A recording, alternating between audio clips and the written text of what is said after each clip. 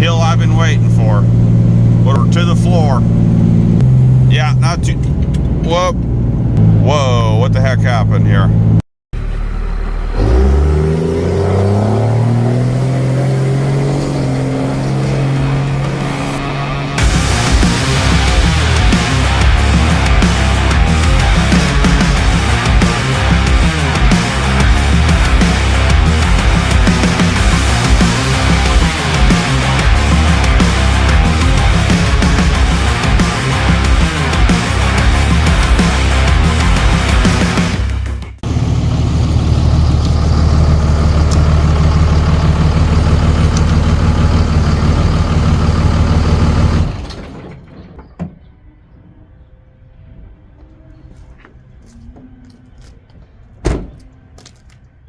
I'm Bobby J. Welcome back to the channel.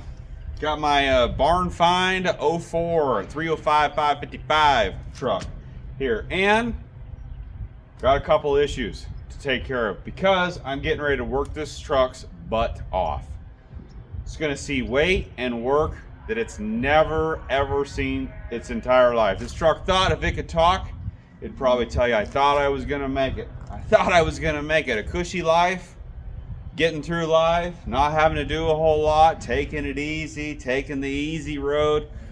Well, guess what? 20 years later, it didn't escape that, because she's going to go muscle 25,000 pounds up a pretty decent hill. That's what we're going to do with this truck. But first, got to take care of a couple things. Now, this truck has been very reliable since I put it in service. I bought it at 56,000 miles. That's why I call it a barn find. Never towed anything. Never hardly hauled anything.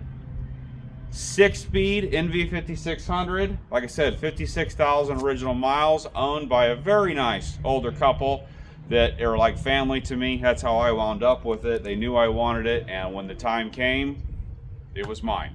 Yeah, we got a couple things that we do need to take care of it. At 56,000, now we're at 72,000 miles on it, and I have had very little to no problems with this truck. But I do have my first, I would call, somewhat major problem with it. Not like a major thing, but like it literally, I can't drive it right now. How's that for, I would call that a semi-major problem if it actually parks you. Clutch hydraulics are going out. I've got pretty much free play on the pedal, down about halfway, and then I got just a little bit of clutch right there. And just now, trying to run it over here, I started it with it already in gear, and the truck just took off on me. So we got very little clutch at this point. Got a Dorman clutch replacement. I did not go with a South Bend or Bel Air upgraded hydraulics because I don't feel at this time that's something that I need. This truck still has the stock clutch. We're only running a 90 horse tune overstock. This truck is mostly stock for the most part, and it runs really, really well to boot. I mean, I did the 4-inch. I did upgrade it to the 04.5 style exhaust to the 4-inch elbow, true 4-inch coming off the back of the turbo, all the way to the tip. Otherwise, we're gonna run the stock intake. Stock lift pump. This is, like I said, this is the 0304 truck, the HO, the 305 horse HO truck, and it has the external lift pump like a second gen, and so it's still all original, other than a Smarty number 5 catcher tune, which is 90 horse. So what we're going to do today, we're going to punch out these clutch hydraulics. Hopefully that these, and that's what I was going to say regarding that, is that the maybe when it is time to do a clutch, I will do a good single disc, Bel Air, South Bend, whatever, and then maybe then at that point go ahead and put in the upgraded hydraulics. But for now, we're just going to get by and go with some hydraulics that hopefully will run out the rest of the life with this clutch. That's my plan, and then we'll start fresh with the good stuff. But it does not slip. But we're going to find out, though. After we get this going, we're going to see what this clutch can really handle. Muscle, and like I said, we're going to gross out 34,000 pounds headed uphill, what she can do. So get these hydraulics changed, and then we got just a couple simple stuff. It's time for an oil change. It's time for a fresh air filter, and also we're going to do a fuel filter because kind of noticed fuel pressure is dropping off a little bit, hitting all the way down about a half a pound at full throttle. So hopefully a fresh fuel filter will take care of that. So let's jump in. First up, let's do these hydraulics. Now, I haven't actually done one of these yet because I don't have a whole heck of a lot of experience with the stick trucks, because out of, what is it, 7 Dodges that we got between all my stuff, my wife has one, and my dad, he's got a pair of them. He's the one that's got the one 6-speed truck. It wasn't until this puppy came along that we had a second stick truck finally. So I've never had to change one of these, but it looks pretty darn simple. So, see what we can do. It looks like a 15 and maybe a screwdriver. Let's see what happens here.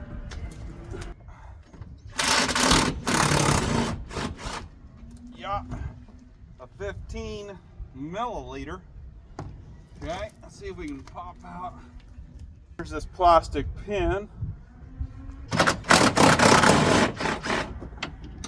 There we go. This gets any easier. Old Cammy could handle even doing this, or don't you can't do anything else.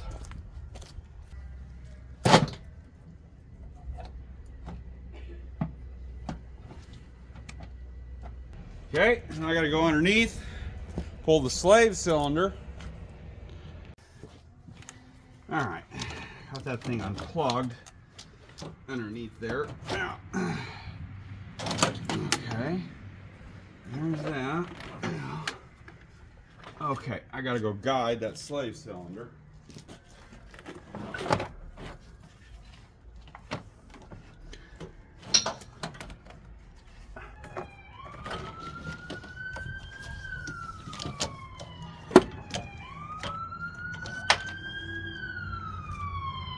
Okay, there we go. Alright. Down we go with the new one. Whoa.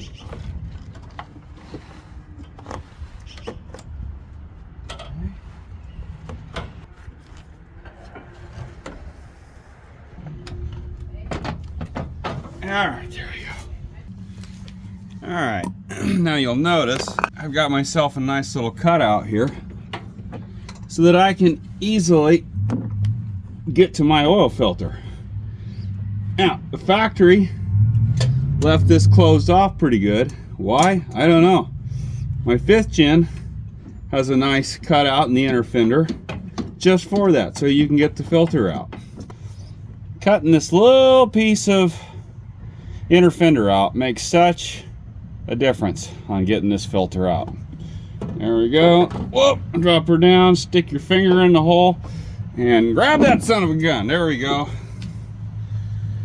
Oh, this is a Wix that came out, but apparently got a 51607 there. Now, some guys really want to get hung up over filters.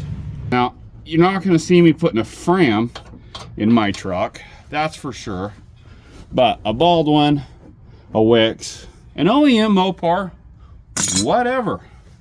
Just simply change your oil on time. That's the most important thing about which brand filter. As long as it's a credible, reputable filter brand, you're fine. All right, let's pour some oil in it.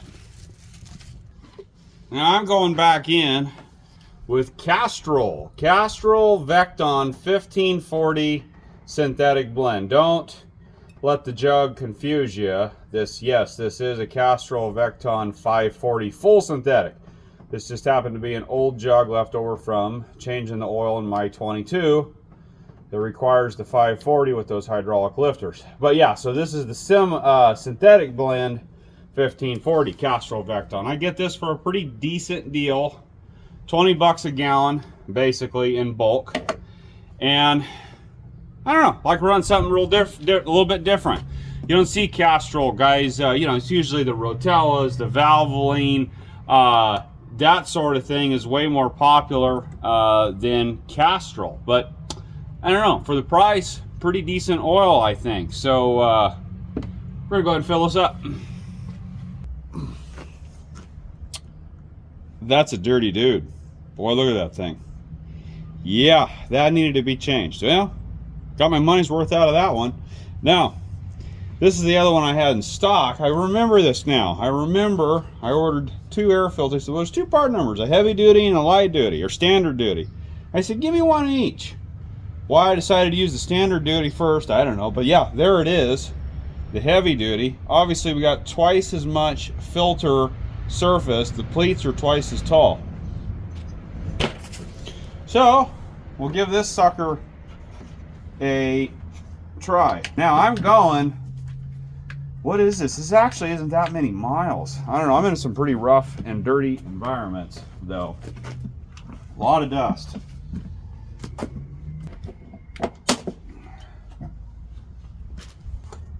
Okay, let's see what we got here.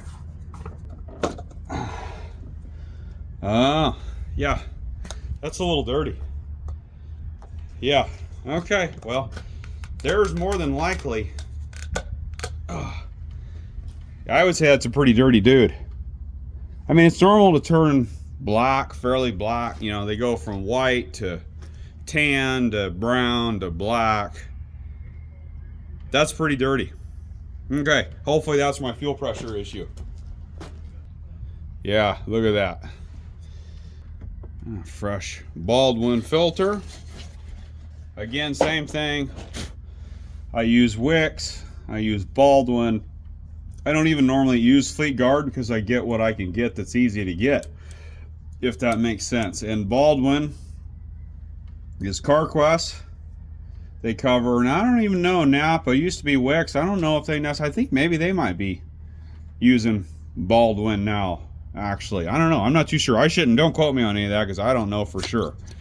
But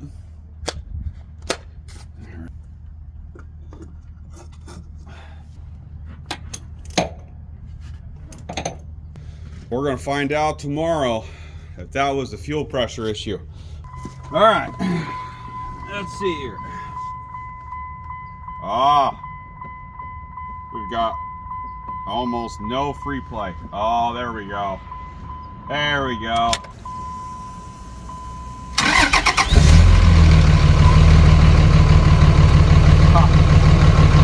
First, tricky one. First. Oh yeah, beautiful. All right, well, that was that issue. Oh yeah, beautiful. Okay, oh yeah, we got oil pressure. Cool. All right, what's next? Well, there's the old Big Tex. Now this trailer right here, I don't use it very often. Frankly, my 30-footer is a way better trailer as far as usability. This is a lot higher deck height. The ramps, this is old enough, there's no spring assist on the ramps. Pair of 10Ks underneath the Dexter 10Ks. This is kind of like a backhoe special, a Big Tex backhoe special, and that's pretty much what I use this trailer for, is hauling around this backhoe pretty much exclusively. Otherwise, everything else I use a 30-footer. So jump on the backhoe, get this thing loaded up, and hit the road here.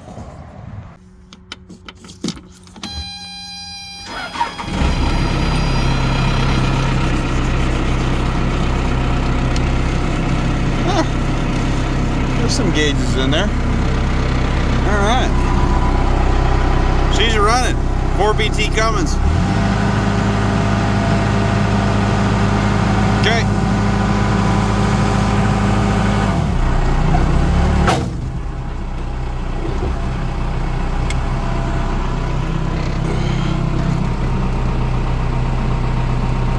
Yeah, they extend a hose the cylinder. It's leaking real bad.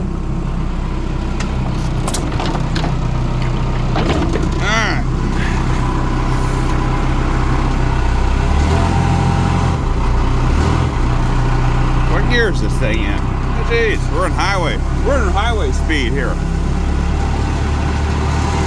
There we go.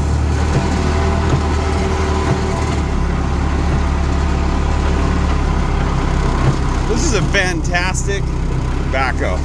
She just needs a few things rekitted, that's all.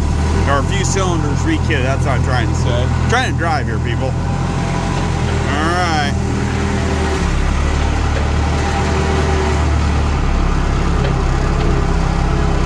Oh, not a lot of brakes. Yeah, ran it out of oil and the brakes aren't working so good now. Ran it out of hydraulic oil. Oh, there we go. All right, let's load her on. I got brakes now.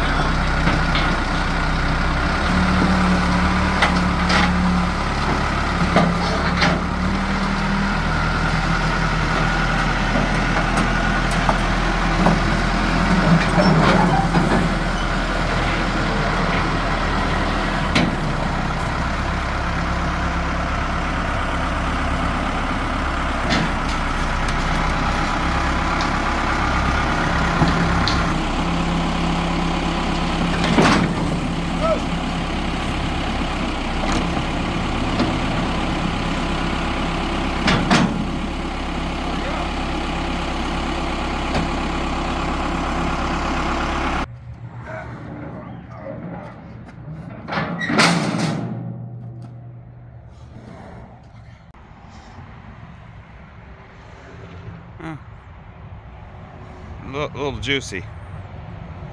That's nasty.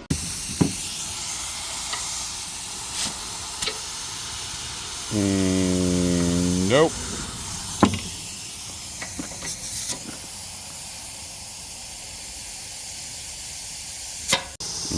Yep. Okay, there we go. We're all loaded up. Lights work, barely. 18.5 plus about 7 maybe for that trailer. I don't remember exactly. We're right about the 25,000 pound mark. So we're loaded. All 8 tires took some air, and those babies, let's hope we make it. I don't have the best rubber on this trailer anymore. Okay, hitting the road. So this trailer, actually this backhoe and this trailer, they kind of came together as a package deal. We bought this backhoe and the trailer, like I say, package deal. Got a pretty good deal at the time. It was during the real estate crash of that 2006, 7, 8-ish era, and things were slow, and he didn't have a lot of work for this backhoe anymore, and he needed the cash. So we got a good deal. We got a decent backhoe and a big Tex to go with it. And this big Tex, I mean, it's not a bad trailer. I'm not a big fan of it because I like my 30-footer. And the reason why I've never put this backhoe on my 30-footer for a couple reasons is, one, I mean, my 30-footer is, I've had 18.5 on it, which is what this backhoe weighs, but it's been also weight that's been spread out a little bit better than what this, I mean, this backhoe's heavy on the rear axle. You got a lot of centralized weight in one spot. My trailer could probably handle it fine. My ramps aren't exactly super heavy duty. I built those ramps to be easy to flip up and down and quick and everything. It probably would be okay, but then the flip side is I'm not moving this machine very often, and I have the big Tex, so why not just use the big Tex? So that's why I use this trailer. It's, you know, it's kind of in the era before Big Tex got nicknamed the Big Flex. It's a pretty stout trailer, actually. And it's a little shorter. It's only a 20+5. That kind of helps on that account also. But brakes work pretty good on it. And my long-term plan is when I get my new trailer built, this trailer will be sold to help fund that. So this trailer will come up for sale in the near future. But for now, we're loaded down. We're headed up the hill. Find out what the old Ford's got in it. All right, here we go. Here comes the hill I've been waiting for. What are we up to? We're almost 57. Okay, we're to the floor. 34 pounds of boost. Perfect, right where that turbo wants to be. 1100 degrees. Look at that fuel pressure. 6 pounds, we're full throttle. Man, what a difference a dirty fuel filter makes versus a clean one. Come on, baby, we're holding 50 at just over 2,000 RPM. Now we got kind of a leveling out spot here.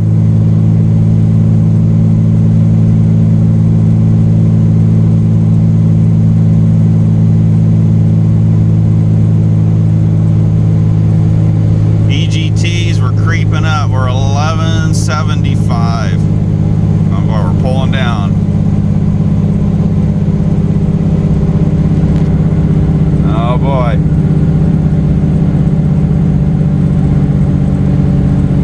Yep. Fourth gear. That was fifth gear. Now we're down to fourth gear. Woo. Truck's never seen it. 20-year-old truck has never seen a workout like this. Never. Now we're hitting 12, just starting to edge past 1200 degrees. 2700 RPM. Look at the temperature gauge. No issues.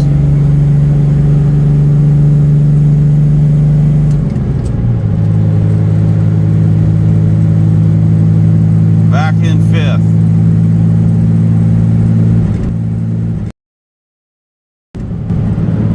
Oh, we just got a check engine light. What the heck just happened? Oh, nice. Alright, we got no power. Very nice. Yeah, not too... Whoop. Whoa, what the heck happened here? She is not a happy girl. Okay, I gotta get off this camera and drive. We're down now to no power. I don't know what the deal is. No power. Foot's to the floor. What happened to her? Come on, baby. Good thing I've got my I got a pocket scanner with me. I'm gonna have to pull over and plug into it. 2121.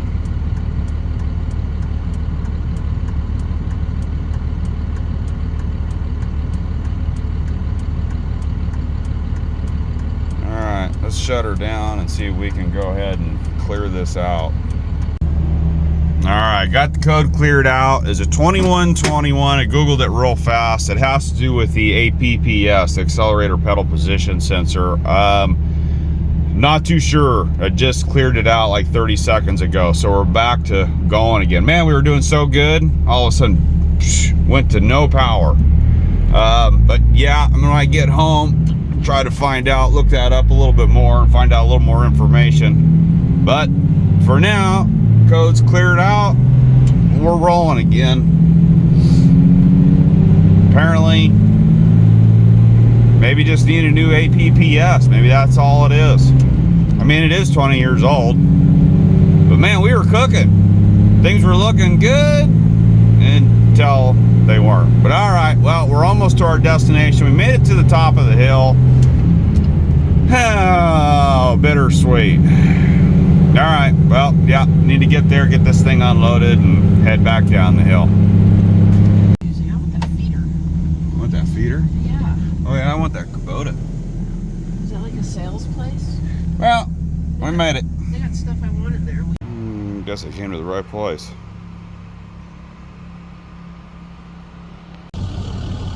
Alright, well, I'm back. Man, bittersweet.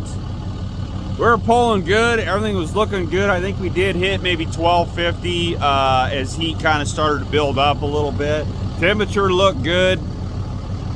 And then that apps code, boom, threw her in limp mode, and it fell on its face. So I need to look at, like I said, I'm gonna go and try to get some more information on that 2121 code, but probably need to put, I assume, a fresh APPS in it is what will fix that.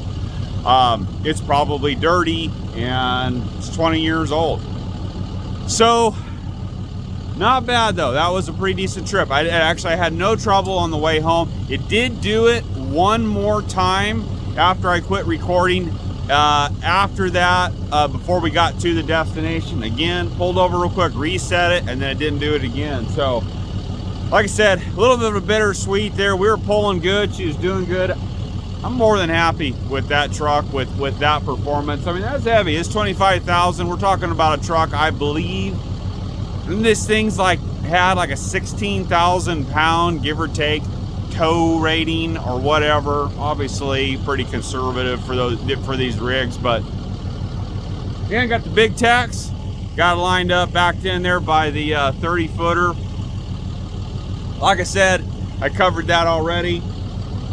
There's no sense in trying to put that heavy backhoe on my 30 footer. Yes, it probably would be fine, but I don't want to bend anything. You're talking about the risk versus reward thing there. The big tacks, it's there. That's what it's for. Why not use it? Need to shine the brakes up and everything in it and everything anyway.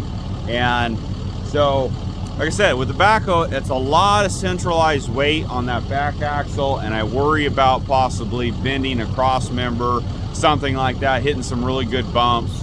Probably not, but hey, I hope you enjoyed this video. Can't beat a good towing and hauling hill pulling video. And please hit the subscribe button. Do me a favor with that, and we will see you on the next one.